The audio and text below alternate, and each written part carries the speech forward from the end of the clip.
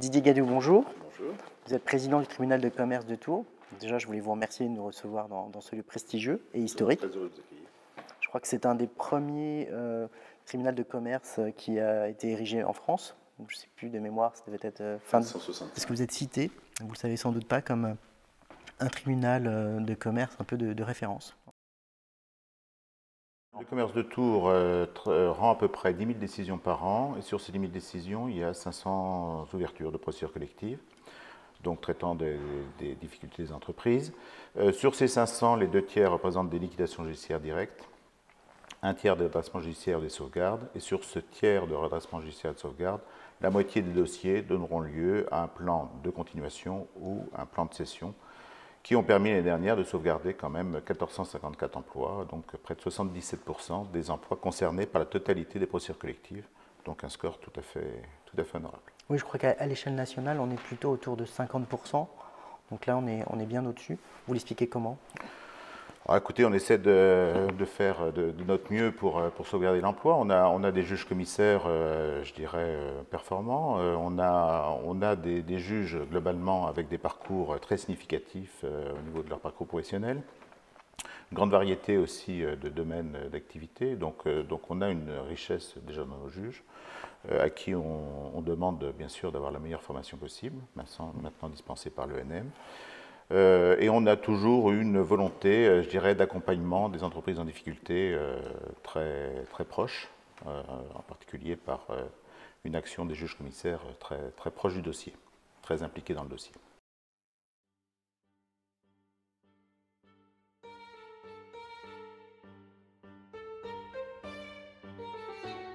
La société SES, qui est une société qui fabrique des panneaux de signalisation, a déposé le bilan, je ne sais plus exactement si c'était le 2 ou le 3 mai, mais ce qui est important, c'est que cette société était dans une situation de trésorerie dramatique. Elle employait plus de 300 personnes, et le délai que nous avions pour essayer de sauver l'entreprise, quand je dis nous, c'est le tribunal, les mandataires de justice et Alandia, ou les autres repreneurs, était extrêmement court. Dans le contexte que j'indiquais, c'est-à-dire à la fois un contexte social et une très grande urgence à trouver un avenir, à recréer un avenir pour cette entreprise, il fallait à mon sens 2 choses. Un, énormément de réactivité,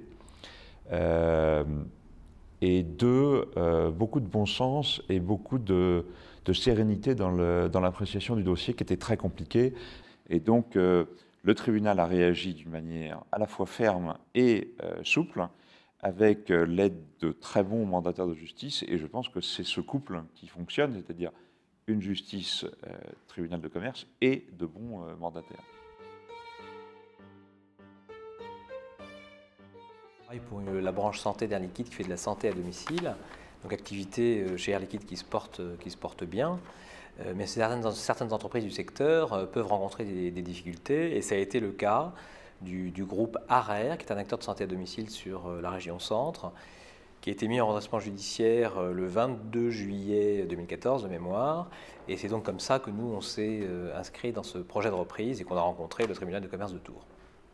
On a eu toutefois deux moments importants avec le tribunal de commerce de Tours.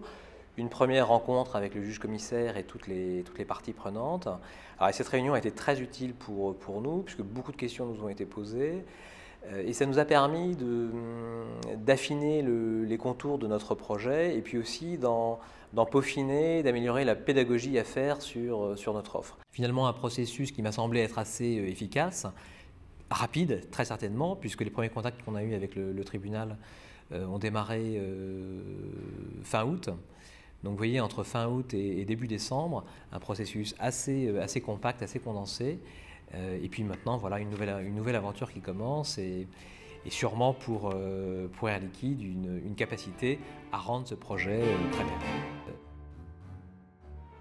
Oui, nous sommes en effet un groupe spécialisé dans la distribution de matériaux particuliers qui sont les canalisations et raccords plastiques, avec une activité essentiellement française et un petit peu espagnole, avec une clientèle qui est pour la moitié travaux publics et l'autre moitié à peu près bâtiments. Et donc c'est vrai que lorsque la crise du BTP est arrivée fin 2008, progressivement notre chiffre d'affaires a diminué et nos profits ont suivi cette même trajectoire. Et nous nous sommes retrouvés avec une structure de capital qui était devenue tout à fait inadaptée par rapport à cette profitabilité.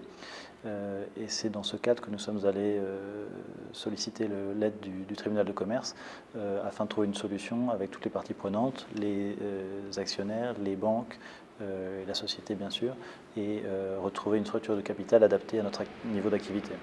On a eu beaucoup de chance parce que le tribunal de commerce et en particulier le président Gadiou ont été d'abord ont montré une grande compréhension des affaires. Ça c'est très appréciable pour des chefs d'entreprise de rencontrer des personnes qui tout de suite comprennent les problématiques auxquelles on devait faire face, qui par ailleurs étaient très disponibles. On a pu organiser une série de rendez-vous, de discussions très rapidement. Et puis quelqu'un de pragmatique et d'efficace dans un processus de décision et qui donc nous a permis de boucler assez rapidement. Si je devais tirer une leçon sur nos interactions avec le tribunal de commerce, je dirais que je pense qu'il ne fallait pas hésiter à contacter assez rapidement en fait, cette institution pour mettre le tribunal de commerce bien en amont dans les discussions, qui restent de toute façon très confidentielles, et de façon à anticiper le mieux possible les difficultés et les gérer. Un groupe qui était surendetté, le groupe Megachrome, a été rattrapé par la baisse de ses marchés, aussi bien aéronautique qu'automobile. Et quand on parle d'automobile série, automobile compétition. Et donc une baisse d'activité, une baisse de rentabilité, des covenants financiers assez agressifs qui étranglaient la société et donc qui mettaient à risque la société. Les organes de direction du groupe ont positionné ce groupe en procédure collective d'un point de vue international, donc sa maison mère au Canada sur un chapitre 36, l'équivalent d'un Chapter 11 nord-américain, et les sociétés françaises en procédure de sauvegarde. Alors premier niveau de la procédure de sauvegarde, c'est-à-dire que c'est une procédure de sauvegarde, on gèle les dettes du groupe à ce moment-là, mais le management reste aux commandes de l'entreprise et reste aux décisions de l'entreprise et conserve la signature. Quand on est une entreprise, quelle est l'importance que peut revêtir d'avoir des interlocuteurs comme un président de tribunal de commerce? Qu'est-ce qui vous apporte concrètement? On a du mal à se rendre compte. Alors, ils nous ont apporté à ce moment-là, c'est d'identifier les solutions existantes aujourd'hui en France, en l'occurrence, les solutions légales existantes pour permettre et accompagner la restructuration d'entreprise. Sans ça, on aurait été confronté à nous-mêmes, on serait resté enfermé sur nous-mêmes et on n'aurait pas vu passer certaines choses et les conséquences auraient été, je pense, beaucoup plus dramatiques. Didier Cassini, bonjour. Bonjour. De mémoire, vous êtes intervenu sur des dossiers comme Fager-Brandt, Nice Matin, Vivarté, SNCM, Jardiland, j'en passe, et sur 3 dossiers emblématiques à Tours. Alors certains plus anciens comme France Bonhomme ou SES, mais un tout récemment. C'était le dossier ARER. Ce que je retiens de ces 3 dossiers, c'est un peu comme d'ailleurs tous les tribunaux de commerce en France, c'est la capacité du tribunal à s'adapter au dossier, à trouver des solutions là où, au départ, si on a un œil neutre, on ne voit pas tellement où on va aller. Sur le dossier SES, le dossier est arrivé au tribunal un peu exsangue, avec une trésorerie à zéro, des difficultés pour faire les paies, des difficultés pour financer la période d'observation. Et le tribunal a eu le courage et confiance en ses mandataires, l'administrateur judiciaire, pour poursuivre l'activité et permettre la mise en place d'une solution en plan de cession qui a sauvé probablement 70 ou 80% des emplois. Sur France Bonhomme, c'est un dossier international, lourd, avec une dette compliquée à traiter, in bonis, dans un cadre amiable. Et même chose, le tribunal a su s'adapter à cet environnement beaucoup plus international de France Bonhomme. Quant à ARER, c'est un dossier très récent, puisque le jugement est de décembre 2014. C'était quand même une expérience un peu particulière parce que le repreneur que je défendais est un gros groupe industriel connu à l'échelon mondial, c'est Air Liquide, et c'était la première fois qu'Air Liquide arrivait dans une reprise à la barre. C'est la première fois qu'il tentait de mettre une opération, enfin tenter une opération de reprise via un plan de cession. Le tribunal a su les rassurer, leur montrer qu'au-delà de l'environnement juridique, il y avait un environnement économique, et ça a été primordial dans cette reprise.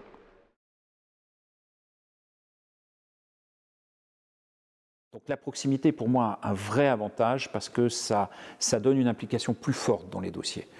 Mais au-delà de ça, et au-delà du fait qu'effectivement les juges consulaires connaissent bien le tissu industriel de leur région et le tissu industriel français, il y a quand même une chose importante, c'est que la loi, enfin tout l'environnement sur les procédures collectives, en fait, la loi suit l'événement. En fait, le monde des affaires n'arrête pas de bouger. Tous les jours se créent des nouvelles règles, des nouveaux principes, etc. Et le droit de l'entreprise en difficulté doit s'adapter. Mais si jamais il n'y a pas avant l'adaptation juridique, une adaptation économique, si les tribunaux de commerce ne sont pas là pour inventer des solutions, jamais la loi n'évoluera. Et si la loi n'évolue pas, la loi sur l'entreprise en difficulté va péricliter et ça va être une catastrophe. Quand on prend les grandes innovations de la loi, que ce soit les mandats ad hoc, que ce soit la SFA, toutes sont nées de jurisprudence prétorienne. La SFA, elle est née sur un dossier, autodistribution, qui a été en fait un premier prépack, et à partir de là, la SFA a été après légalisée. Mais c'est bien les tribunaux de commerce qui ont inventé ces procédures. Une réforme qui est en cours, vous n'êtes pas sans l'ignorer. On nous parle de deux changements. On nous parle de changement de justice de proximité qui a pour certains une connotation péjorative. Qu'est-ce que vous en pensez, vous? Est-ce que la justice de proximité est plutôt un bon point? Alors, je crois que cette réforme, d'abord, elle part d'un constat erroné en disant qu'il faut améliorer la justice commerciale. Or, quand on voit les chiffres nationaux de la justice commerciale, ils sont plutôt meilleurs en matière de statistiques que les tribunaux de grande instance, que ce soit en taux de réforme des décisions, en délai de traitement des dossiers. J'ajoute par ailleurs que les juges bénévoles sont entièrement bénévoles, il faut le rappeler, et que donc la justice commerciale coûte peu cher, ce qui en ces temps de disette budgétaire n'est pas complètement neutre. Pour exemple, le budget du tribunal de Tours, 25 juges, 10 000 décisions par an, c'est moins de 60 000 € de budget annuel. Donc c'est quand même extrêmement faible. Donc une grande efficacité, on l'a vu au travers des chiffres, 77% d'emplois sauvegardés, c'est des chiffres quand même très, très intéressants. Il faut rajouter aussi une activité en matière de prévention très forte, avec plus de 80 mesures de mandat ad hoc ou de conciliation, ce qui est aussi au niveau d'une juridiction comme Tours est plutôt important, puisque là, on considère qu'on a sauvegardé plus de 4000 emplois dans le cadre de ces procédures amiables, dans le cadre de mandat ad hoc ou de conciliation, ce qui est très, très important.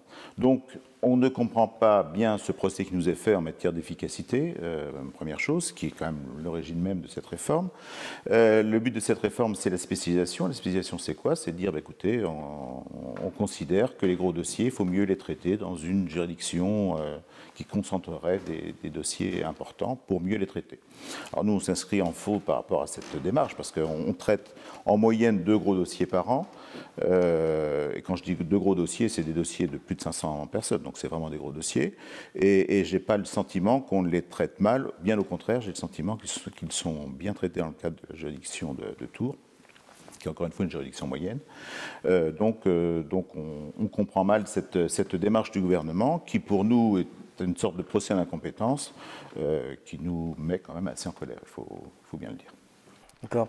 Quand on parle de grandes restructurations à Tours, il y a des grands noms qui sortent. On pense à France Bonhomme, à Mecacro.